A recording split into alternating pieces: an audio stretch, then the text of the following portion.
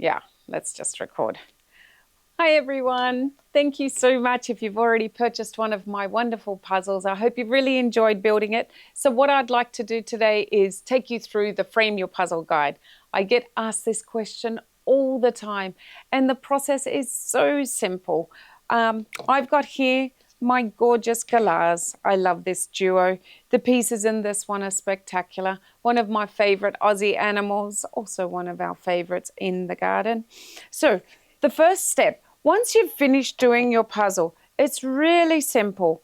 I like to use Mod Podge High Gloss. This is a PVA that dries clear. It's a good quality PVA, found most craft stores, Spotlight, Bunnings. It's an international brand. I trust it. You can try any other PVA that does dry clear, but this is just the one that I prefer. You only need a small amount, approximately a tablespoon. I'm just going to dab a little bit on. And that's it. Less is more. All you're going to do now is spread the glue across, and yes, across the top of the puzzle. You'll see that I decided to build my puzzle on a white tray. It's a plastic tray that I again picked up, I believe, in Bunnings or Kmart. Nowhere special. I use the white tray for two reasons. One, the white is fantastic when you're building the puzzle. It really lets you see the pieces, the piece shapes, and all the colors. And secondly, the plastic stops it from sticking. So once this glue has been applied, if any spills over the edges, and you'll find it will a little bit, it won't stick to this. You'll be able to just gently nudge it off. So Mod Podge starts to dry in about 10 to 15 minutes. So you really do want to work quite quickly with this once you've applied. I'm using just one of my business cards for this. It has a lovely straight edge. It's a white card, so it's not going to displace any further color onto the puzzle.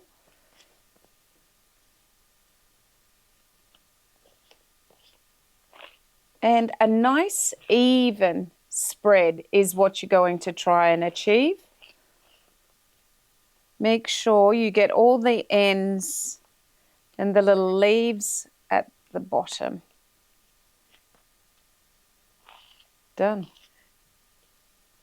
And that's as easy as the first layer needs to be.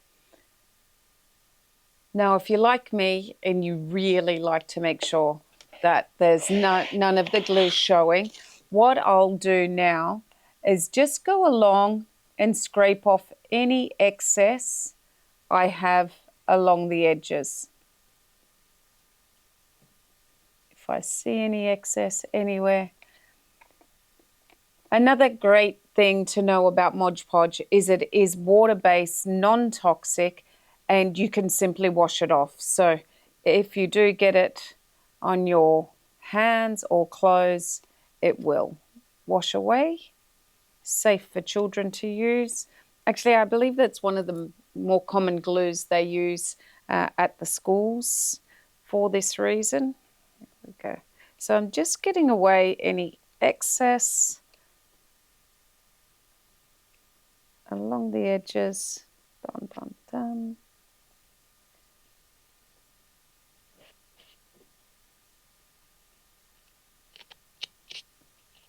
Done. Once that's done, just slightly push all your pieces nice and tight together. The tighter you can get the pieces together, the less it's going to look like a puzzle once it's in the frame. Just closes up any of those gaps. Now, in about 5 minutes, it's really going to get tacky, and that's when you can give it one last push together. I'm going to leave this to dry for about 15 to 20 minutes. When I come back, we'll go ahead and frame the puzzle. I'll see you soon.